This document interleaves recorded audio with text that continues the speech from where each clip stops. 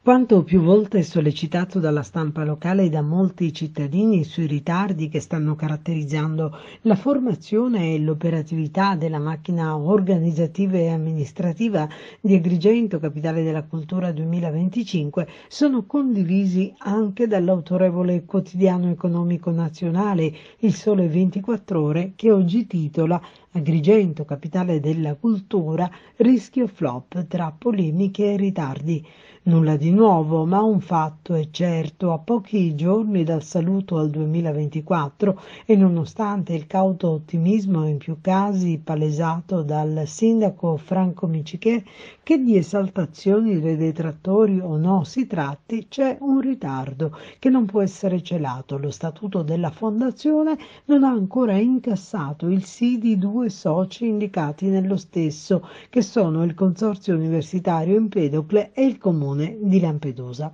E questo non rende facili le cose, dato che i giorni passano e ancora non si ha il parere di questi ultimi, cosa ben più complessa se si considera che il primo, che ha fortemente voluto la candidatura e la sostenne, il presidente Mangiacavallo, si trova con mandato scaduto e in regime di prorogatio, e dunque solo per atti di ordinaria amministrazione. E mentre il sindaco afferma che sta ovviando a questa difficoltà chiedendo al notaio se sarà possibile risolvere la questione con una semplice presa d'atto degli altri soci,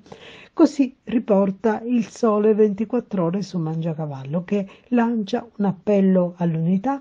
che dice manca il sistema di accoglienza e necessita perciò una condivisione di intenti nell'ottica del perseguimento del bene della città, mentre Vittorio Messina, presidente di Assoturismo Confesercenti, minaccia addirittura di citare per danni la classe politica. Dunque, a distanza di un anno e senza che per il sol fatto di esprimere un'idea che non è certamente peregrina si venga etichettati come detrattori, bisogna che chi amministra tenga conto di quanto in tanti dicono: siamo in ritardo e la città così com'è non può assolutamente presentarsi a un appuntamento che potrebbe, con il perdurare dello stato attuale, diventare un irrecuperabile boomerang.